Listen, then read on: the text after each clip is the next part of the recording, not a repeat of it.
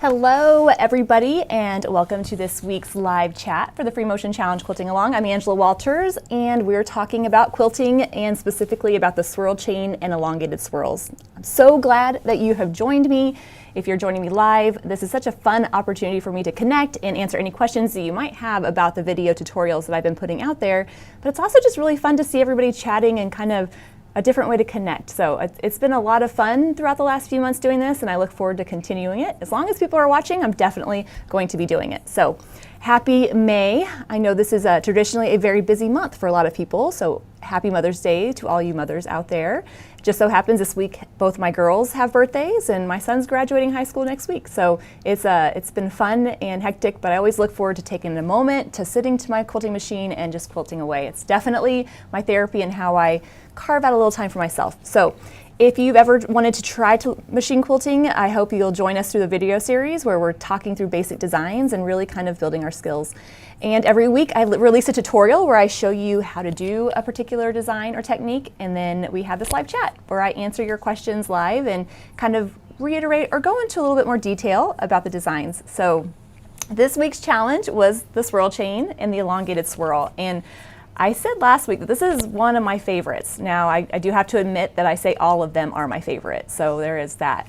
But it really is a versatile design that you can use in so many different ways. And I'm going to show you some quilted examples, but mostly I'm going to focus a lot on the questions that came through. So before I go live, I'm actually chatting and kind of compiling your questions and answering them. So anytime you're available, you can hop on a little bit before the video goes live. If you're wondering where to find the live videos and the links, they're on my YouTube channel. So if you go to my YouTube channel, we scroll down, the very first row of videos are upcoming live chats. And so you can click on that early before I go live and chat with the rest of us. So it's fun. I feel like I'm getting to know a lot of the gals or a lot of people on there just by seeing them every week. So very, very fun. So first, let's talk about the design, and then we'll get to the questions. So as we know, this means it's time for show and tell. The swirl chain, the elongated swirl, is one of those designs that is really a lot harder than it looks a lot harder than it is. If you can get the hang of echoing, echo, echo, echo, you can get this design. And I've got some tips and some extra things to talk about, but you just have to remember that even though it looks complex, it really is pretty easy once you get the hang of it. So let's see exactly what that's looking like. So here's a sample that I quilted during filming. And what I love about it is it has a little bit more movement to it. So unlike, oh, hold on. It looks like it's not going over. I want to make sure my picture changes for you guys. It's not changing. 1 second. It's, there we go. There we go. All right, unlike a regular swirl, right? So a regular swirl, when you see a basic design, is nice and round. It doesn't have a direction, right? It's always just kind of there. But now we're stretching it out a little bit and we're giving it a direction. And that's going to allow us to use that pattern to draw attention to areas like we saw in the swirl chain. However, in the elongated swirl meander, we're just going in all different directions. And that's really what we're trying to do in this particular example. Going all different directions might be easier for some than others. And I'll talk about how, in a second, how these designs kind of play to two different types of people. But if you ever get stuck, if you're ever quilting and you're like, I don't know where to go next, just stop and take a moment to either use your marking utensil and mark out the next step, or your finger to kind of approximate where that will go. The reason I suggest that as opposed to marking out the whole design is when you see the whole design here, it's hard to know where do you even start and what lines do you even follow. That really does make the quilting diagrams a little tricky because I want to make sure you can see where the line goes next. But if you mark out just the next step, quilt it, and the next step, and then quilt it, it'll help you see where you truly are supposed to go. So, oh, there went my earring. So that will really help you there. I'll take this one out so that it matches. Perfect. Okay, so then that elongated swirl, what are we going to use that for? Well, here's the quilting diagrams that I drew up for the free quilting diagrams, and I really encourage you to take advantage of those. Even though it takes a little bit longer, I know that it really helps kind of having, I don't know, the step-by-step that you can keep right next to you, or something to practice drawing on. But with the elongated swirl, we have to remember that we're going to have some weird shaped areas in between them. So with those elongated swirl, there's going to be these irregular areas. We're going to use echoing to fill them in, or even smaller swirls. And now, like I've said a lot during this challenge, it's not the size of the design that determines the density, it's the spacing between the lines. And the reason I keep reiterating that is that means it doesn't matter how long or how big you quilt that first part of your design. Right, so if you're on a sewing machine, yours might be shorter because you don't have quite as much space. If you're on a long arm moving horizontally, it might be longer. The main idea is it doesn't matter. You're just going to use the same spacing and the echoing and filling in the areas as much as possible. That's going to be the ideal. But there was a question that came through from Leanne. She said, what's the rule of thumb for quilting the swirl, the end of the swirl? Like, what's the size you should go for? And I get that it's hard on the screen because there's no context. I should have at least put my hand next to it so you can see.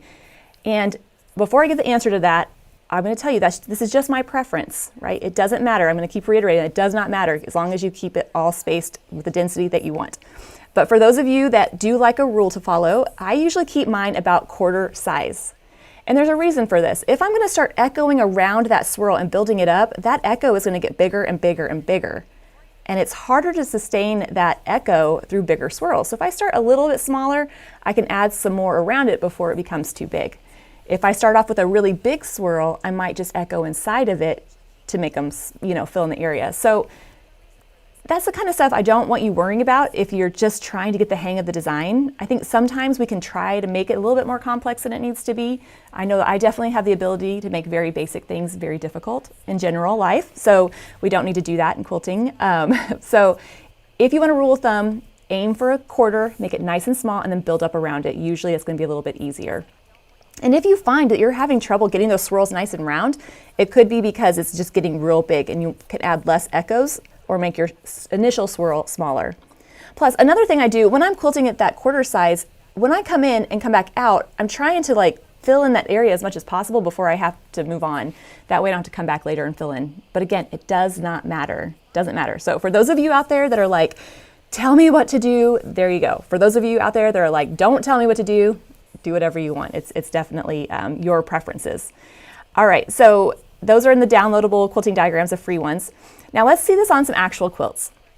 Now on the example, I quilted it really kind of longer and filled up the space a little bit bigger, but I love to shrink this down and use it as a filler because again, I don't have any traveling. There really isn't any touching. I mean, it's okay if it touches, but it doesn't have to. And we've seen this design a couple times throughout the challenges. Now, it has been the focus of a previous tutorial, but here, I mean, it's kind of made an appearance as a cameo, right, as a filler among other designs. So this was from our Help How Do I Quilt It challenge, and we were talking about quilting the blocks. Well, that elongated swirl combined with those paisleys is the perfect curvy design to use around straight lines. Now, I'm not saying that just because you quilt straight lines, you have to fill around it with curves or vice versa. My whole point is if I'm quilting a design and I'm going to pick my next one, I usually pick the opposite of what I've just picked because I get bored easy. So if I've done a lot of straight lines, maybe I don't want to do that. I'm going to go with curves. So you don't have to use it around straight lines, but I do love that curvy look next to that straight line echoing. And this is a pretty small area, so it's really nice how you can fit it in some of those areas. Or the dot-to-dot quilt. We saw this has been a few years ago, but still, again, the geometric with the curvy next to it. And again, you can see they're going in different directions. I'm using echoing to fill in those irregular areas and just making sure the whole thing is filled in as much as possible. I'm sure you're getting tired of hearing me say that, but it's so important, so important. So, I mean, maybe if I nag enough, it'll click. So I've used it. Again, here's an example of the blending thread color that gives you that gorgeous texture. So when I'm quilting it on the camera, I've had to quilt it a couple times before because the colors didn't show up very much. I want to make sure you can see what I'm doing. So using that darker thread color on the light fabric, really shows you everything. But if you're going to do this on a quilt, use a matching thread color, which brings me to a question that came up. It was really great. It was from Mindy. She said, I can't see the thread when I'm quilting and it's so frustrating. Well, if you're using a matching thread color, sometimes it blends in so well you can't see it. And this is especially the case for black on black. So if you're using black thread on black fabric, it's like everything just disappears. If you're trying to do that and you're struggling, turn off your overhead light, or if your sewing machine doesn't have that feature, cover it up with tape. So my light on my sewing machine when I'm filming is actually covered up. So it's on, but not on. And then you want some kind of light coming from the side. So if you have a lamp you can set to the side, or if you have a window, what that's going to do is cast a shadow so you can at least see where you've been. So that really helps, but it seems like counterintuitive, doesn't it? Like if you can't see where you're going, turn off the lights, but it's because it's all like taking out all the shadow and we want to see that. So if you're having trouble with the thread matching too much, that'll help. But here's also the great side about it. If your thread matches and you make a mistake, nobody's going to see it. So it's going to be fine. And then this is again a little sample I think I did for a dot-to-dot class. So in between those, combining it with the paisleys. The paisleys just work really well with this because they kind of fill in any weird areas I have. And we're going to see paisleys and swirl chains next week. And so we're just kind of, you know, tiptoeing towards that. But again, really good filler whether you shrink it down or blow it up. And this is a close-up picture of some quilting I did on Tula Pink's anchor quilt. And just like the other designs we've learned throughout this challenge, it does play very well with other designs. And so adding it with pebbles and wavy lines to really kind of just create a different texture. So that's more of a swirl chain because it's going in a direction, but I just want to show you can really create those different effects.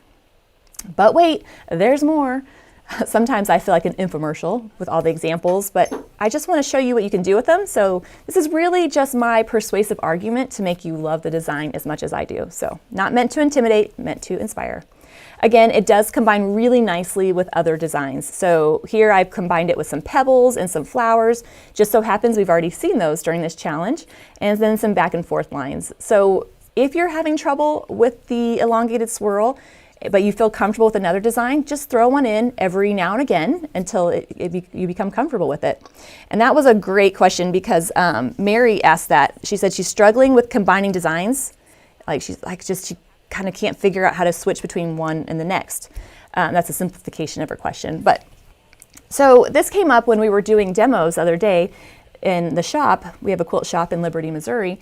And so the best thing you can do is simplify it. Right? Let's make it as easy as possible so that you can nail it, right? Get it under control.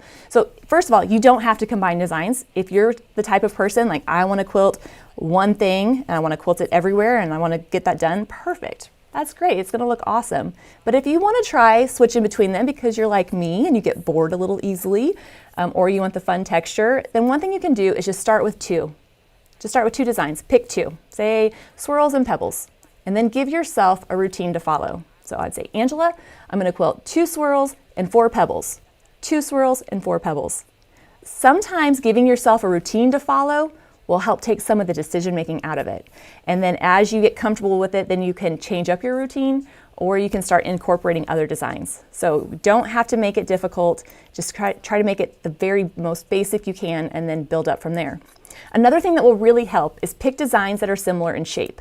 So swirls and pebbles might not seem similar in shape, but they both are round, and so that might be a little bit easier. So you're not switching between the points of a leaf and then the curve of the pebble.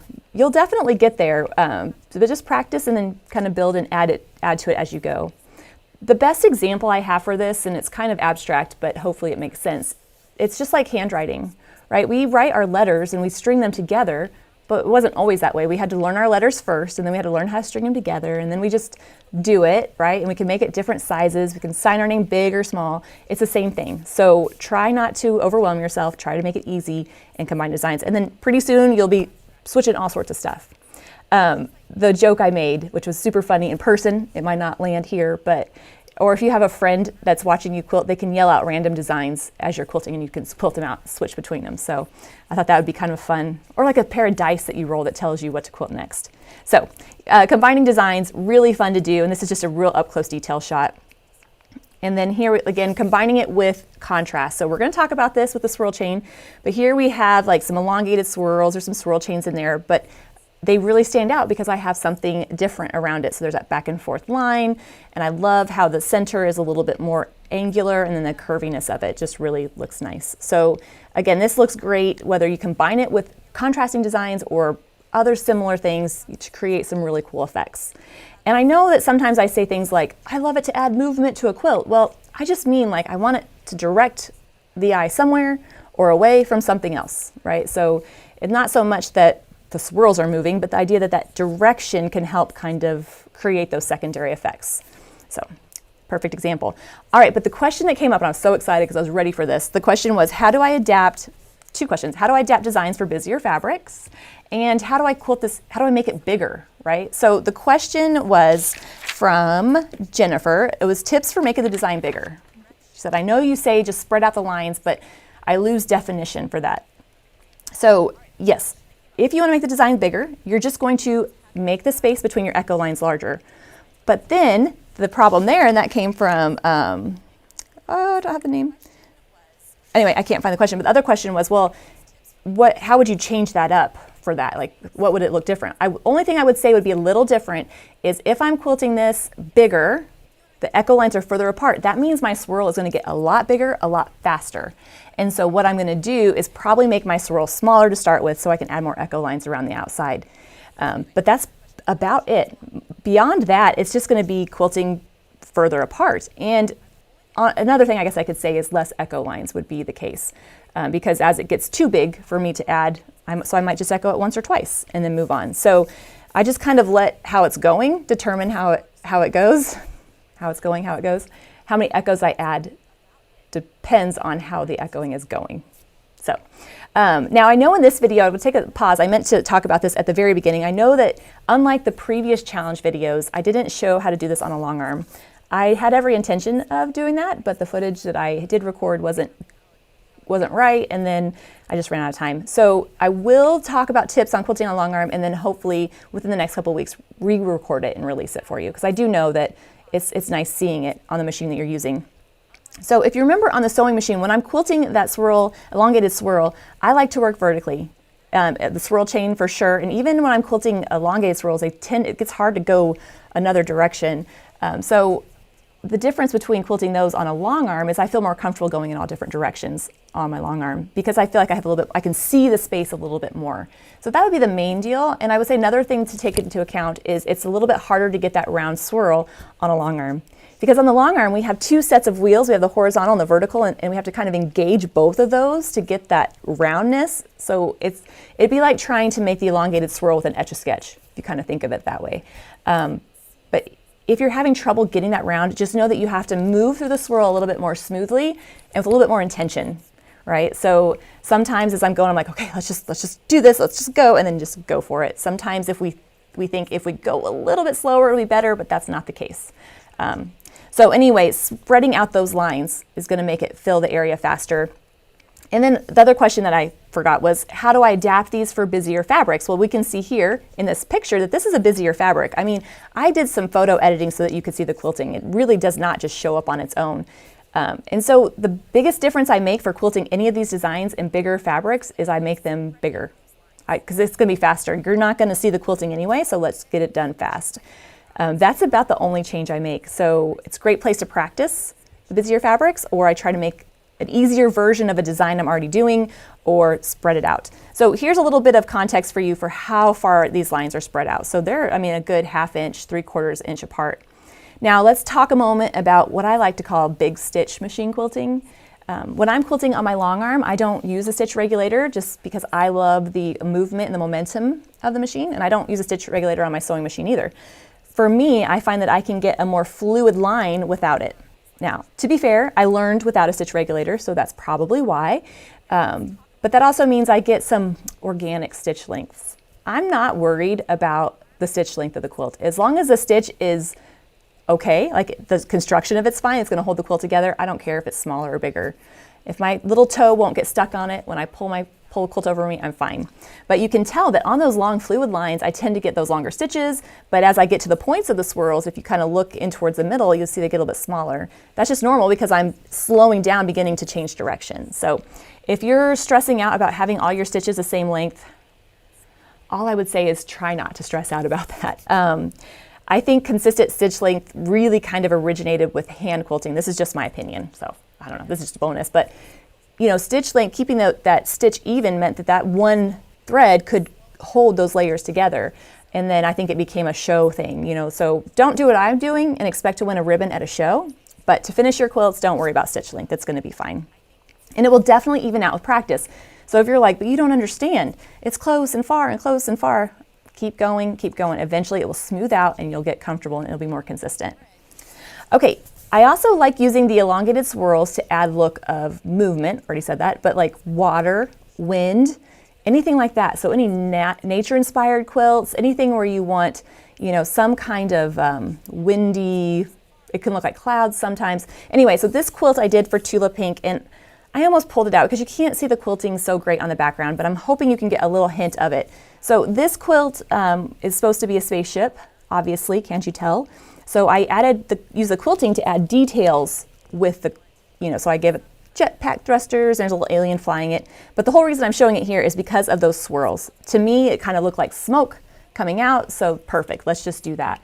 So sometimes you can use them to add detail to your quilt, although I don't think you ever have to be super literal with your details, but here it's just adding a little bit of that movement and that kind of detail as we go through. So anything like that are always really good options for this design. And again, since there's no traveling and there's no touching, it goes together really fast once you get the hang of it.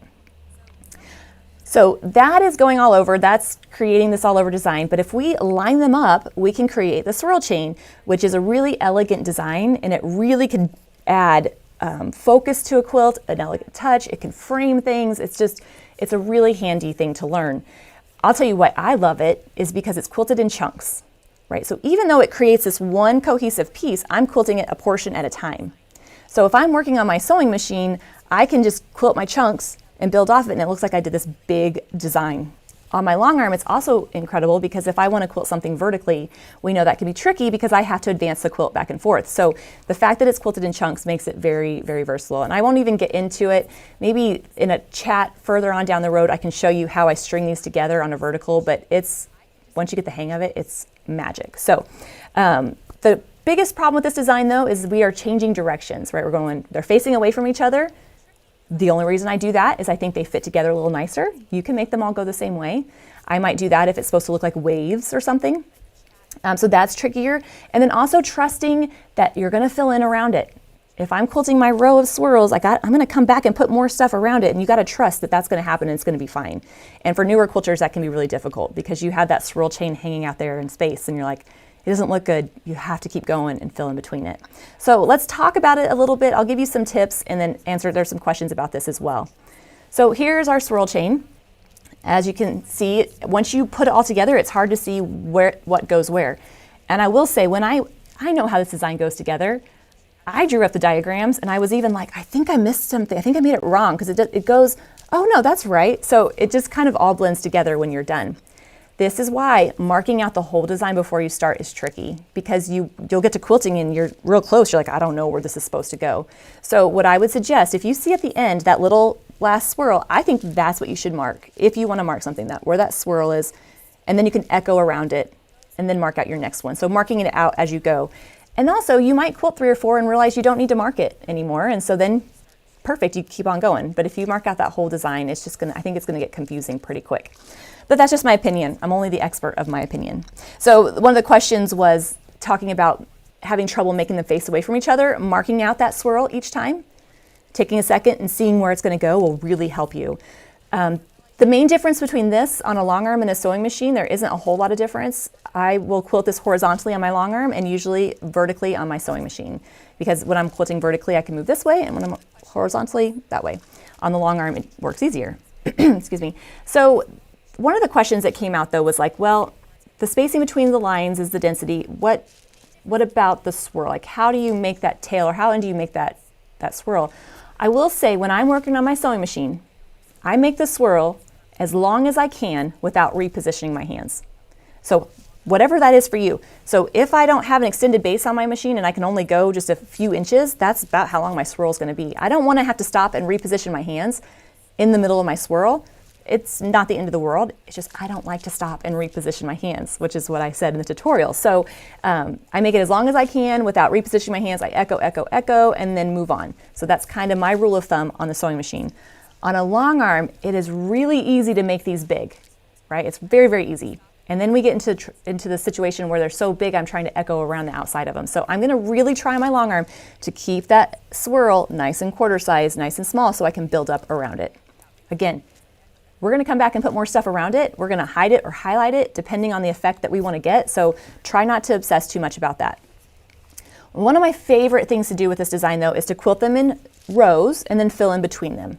So if I'm working on a sewing machine, right, and I have my throat, whatever size it is, if I can quilt that along a whole center or along the whole quilt, move over and quilt another one and then fill it in, it's just going to let me work more vertically. It's going to let me work vertically and be a little bit easier for my preferences. So this is an example of how I would like to work with it. The question though, I think, and I just lost it. It was in my head and then I lost it. It was about the swirls. But the elongated swirls, it doesn't matter how long you make them. Here's a couple things that come up though. I think it looks better when it's curvier. So remember when I quilted the first one in the tutorial, I said give it a hill and a swirl. I tried not to dwell on that too much because I didn't want to overemphasize it and make people overthink it. But that hill is what gives it that curve. And when it has a curve, your eye just doesn't follow it quite as well, right? If I quilt it straight, if I quilt a straight line that's not perfectly straight, it's going to be noticeable. But if I quilt a curvy line, who's to say it's not supposed to look like that? So in general, curvy I think looks better. So if I'm doing a feather, I'll have a curvier spine. I want that nice curvy look. So that's the one thing I would really try to impress upon you during this live chat is once you get all the steps down, then you can focus on trying to make it curvier. Plus, it's that curvy hill that kind of helps them hook together and gives that illusion that it's one piece, as opposed to just straight lines with swirls coming out of it. Again, whatever you do it all the time. That's the only thing that matters, right? Just do it all the time and it's gonna look fine. But if you're trying to refine it and trying to make it look better, that elongated swirl is really gonna help. And so here, this should be in the elongated swirl section, but again, the elongated swirl is a filler in those smaller areas. When you're learning a new design, try not to fill in such a small defined area because there's a lot of, boundaries to fill in, but when you get better, you can definitely shrink it down and fill in that area.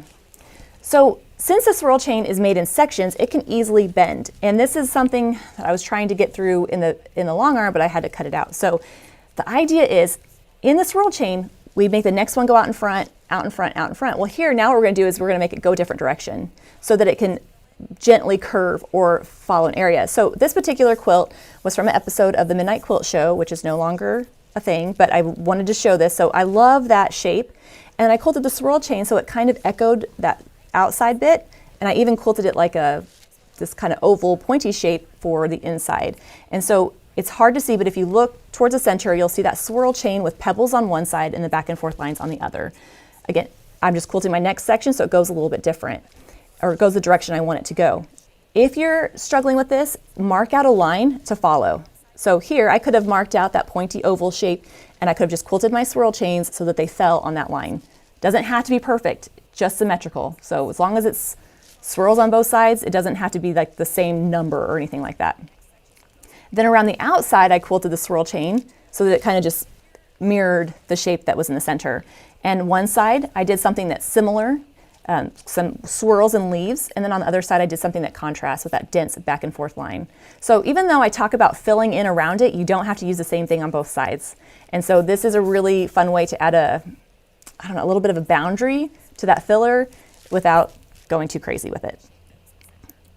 And not to overwhelm you, I'm just throwing this one little thing out there. Don't get intimidated or overwhelmed, but for those of you that are like, okay, but how else can I use it? It's really fun as a motif. So I can quilt that swirl chain so that it branches out from an area on both sides, and then I have a motif to curl around an element that I want to show off or to draw attention to a point where they come together. So that's kind of what I've done with these little leaves on my quilt. So you can make them go in a line, they can go everywhere, or they can come together to make a motif to really draw attention. And they can do border designs. So again, not to keep beating the drum, but it's like looking at pictures of your kids throughout the years. Like you want to show all the pictures. I really tried to hold myself back on this. But I had to throw this one in here because it's in this border. So look at this border. It's kind of like an irregular shape. It's straight on one side and then it's weird on the other side. So I quilted a swirl chain along it and then used wishbones to fill in that irregular area. So, and this is probably only about 3 inches big. So you can definitely fill in borders of all sizes. And then this quilt, I know I've shown it before, but it just has all the designs on it, all my favorite designs. Perfect example of using swirl chain and the elongated swirl together. So you can see in those corners, I have the swirl chain, and then just on the inside of it, I have the elongated swirl, which is acting like the filler around the swirl chain. So same shape. I don't have to rethink, I just have to change the size of it in my head. But other than that, I can just keep on going. So this is really nice if you want the look of different designs without having to actually alternate between different designs. And then here's a swirl chain with similar filler around it. So this was a picture that or the sample that I quilted in all its beautiful glory with that contrasting thread.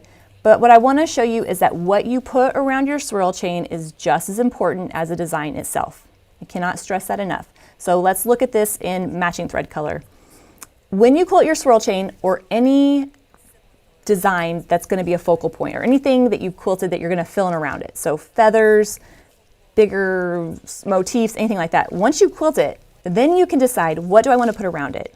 How much do I want this to show up, or do I want it to blend in? Or how proud am I of this design and how much do I want people to see it? So sometimes I'm super proud of a design, but I don't want it to be like the main focus of the quilt, so I don't want to stand out too much. Or other times I'm like, heck yeah, I did a great job, I want this to show up. So in this particular example, and I know you can't see the whole thing, but it's a strip that goes across the whole quilt. It's the same swirl chain, but I put different fillers around it along the way. So on one end, this is going to be the filler that's really going to show it off, right? It has a lot of contrast. It's different in direction, it's different in density, and it's different in shape, right? So I have that dense back and forth line, that straight-ish kind of line. It's a lot closer, and it's going different directions. So the fact that it's perpendicular to it's going to help like say, hey, no, keep looking down here. This is where the good stuff is. So this is going to be when I really, really want to show it off. In this point, I'm kind of like bragging just a bit. Now, you can have like a sliding kind of scale of that. It doesn't have to be all hidden or all shown off. This particular example in the center has similar spacing, right? So I have a similar density, so that's helping it blend in. But on the top, I kind of have some wavy serpentine lines that's going a different direction. So that's going to help it stand out just a little bit. So I would call this like the humble brag, right? Like you can see it if you look for it, but I mean, I'm not putting it all out there. But on the other side, you can see it has more swirls and more echoes. So just even between the two, how much you want to show off. And then if you're like, I just want a lovely texture, I just want to get this thing done, I don't love the person I'm quilting this for enough to do teeny tiny matchstick quilting, we can do something that's very similar around it, and that's going to really help it blend in. So here I have swirls that are more similar in density, more similar in spacing. They're similar in shape for sure, and there's no direction to it. So if I wanted to hide it even more though, I would have just done more echoing. I would have echoed that until it filled in the whole area until it goes away.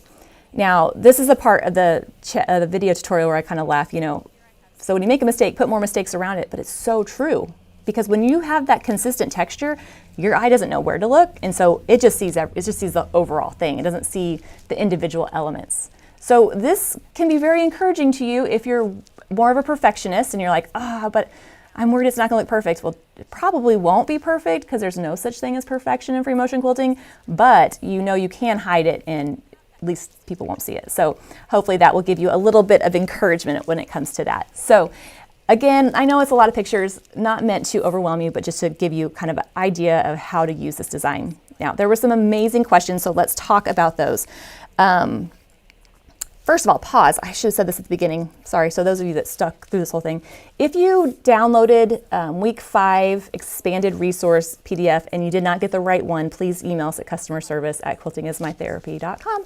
There was a little bit of an error. It's been fixed, but there was a time period where it was sending the wrong thing.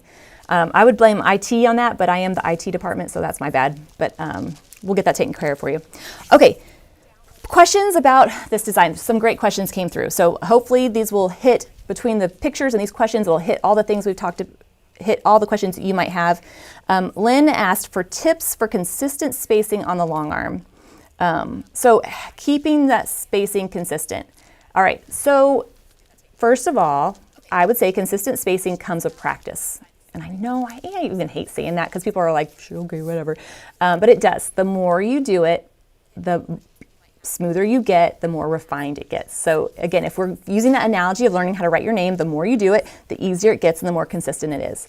Now, on a long arm, as with the sewing machine, this is for both of them, I'm going to look ahead of where I'm quilting. It's very hard to make changes right when you're right at the needle. So looking ahead, see where you're going, and then trusting your hands to bring you smoothly to that point. It's kind of like driving a car. We don't look at the hood or right at the hood. We look on down the road and we approximate based on that. I said this in the tutorial, but it's so important. It's not whether your lines are perfectly spaced or perfectly shaped. We want smooth lines. Smooth lines are so much more important than perfect spacing. Because even if the line comes out and gets closer and further and closer, if the line is smooth, it looks like you meant to do it. Whether you did or not, doesn't matter, as long as it looks like you meant to do it. So focus on that. On the long arm, I would try to always have my hands in front of me. So as I'm quilting, something that happens is we don't move our feet and then our arms go over here and we're trying to echo. That's not going to work, right? So as I'm echoing, especially longer lines, I'm kind of taking baby steps as I'm quilting. And so that will help you have control right there.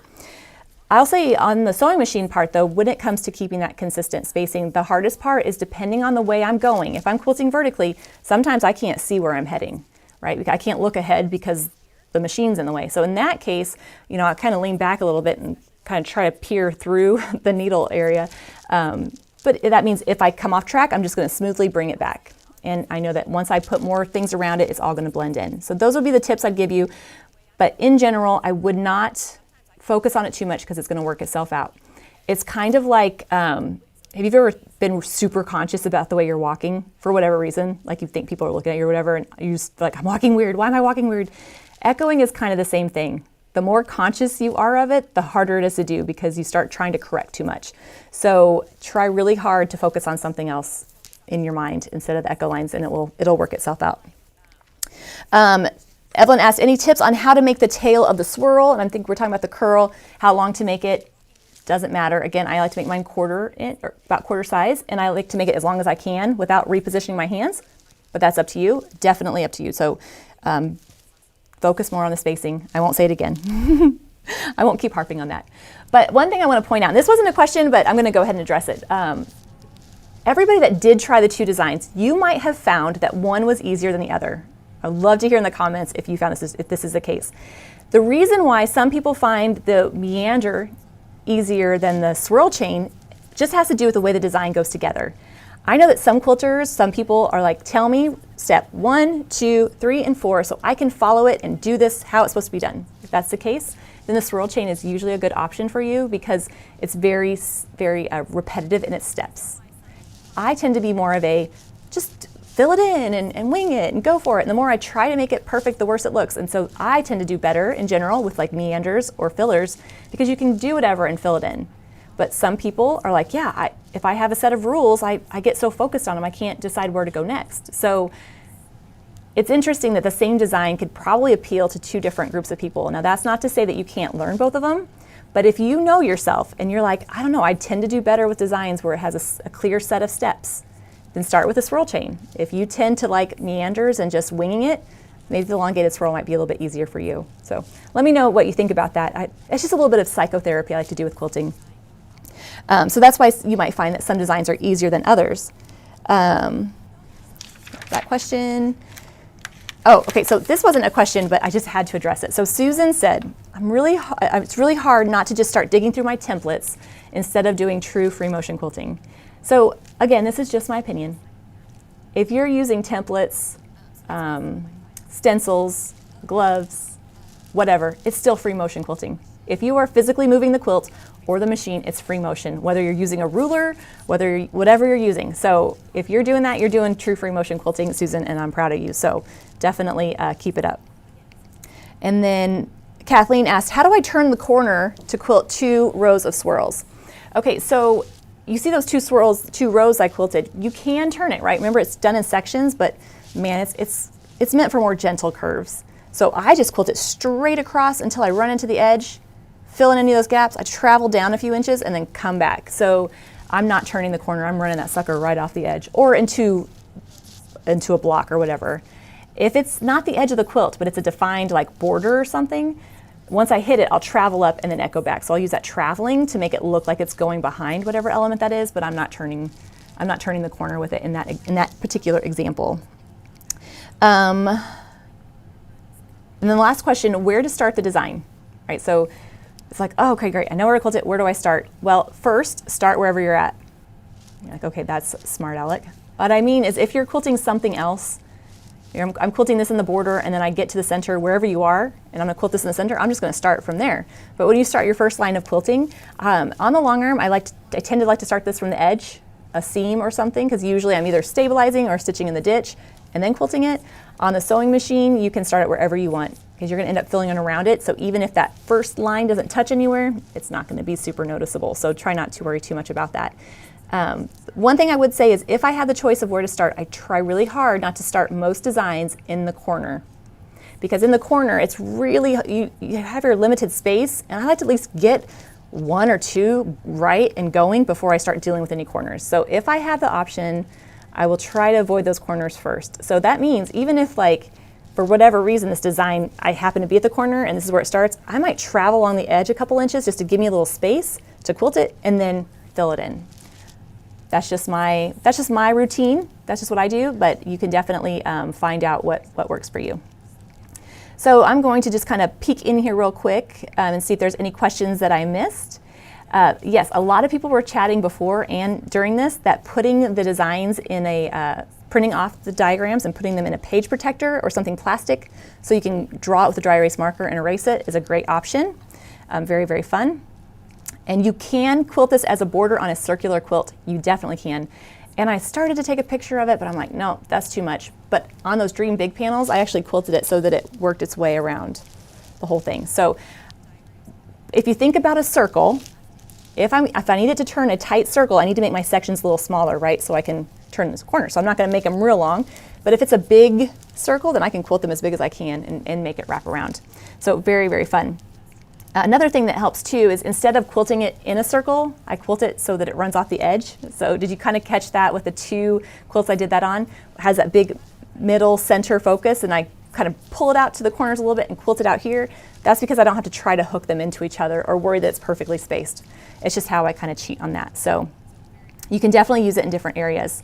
The sheet protectors work really good. All right, so I just kind of real quick peeking in there. Jane says, I break the rules all the time. Absolutely. Got to be able to break the rules. All right, so what we're going to do now, sorry, I got distracted by one of the things. I'm easily distracted, I told you, but easily amused, so it works out great. So if you have a question that I did not address, and you're like, I don't know, what is the, whatever, leave it in the comments below. After we're done chatting, the video will just be a regular video. You can leave a comment. I get on there from time to time. I love to answer them. And so, and I know even other people will chime in there and answer too, which is very, very helpful. And then next week, we'll be back with the last video of the series, the Paisley Feather. Can you believe it's already been almost 6 weeks? It's crazy, it just flew by. But the Paisley Feather is gonna build off of the swirl chain. So if you're excited about it, it's gonna be a fun one. But go ahead and practice the elongated swirl so that you get comfortable with that, because we're definitely gonna see it again. And if you like any of the video tutorials or the free diagrams or the live chats or any of that other content, I hope you'll give the video a thumbs up, because that lets other quilters find it as well. So I hope that you all have a very great rest of the week. I hope those of you that are mothers out there have a happy Mother's Day. I hope that no matter whether you're a mother or not, that you take care of yourself on Sunday and hopefully have a little time for quilting. And like I said, I will be back next week where we'll talk about the Paisley Feather. The tutorial will be out on Wednesday and the live chat on Thursday. I cannot wait to talk about it then. Until then, happy quilting.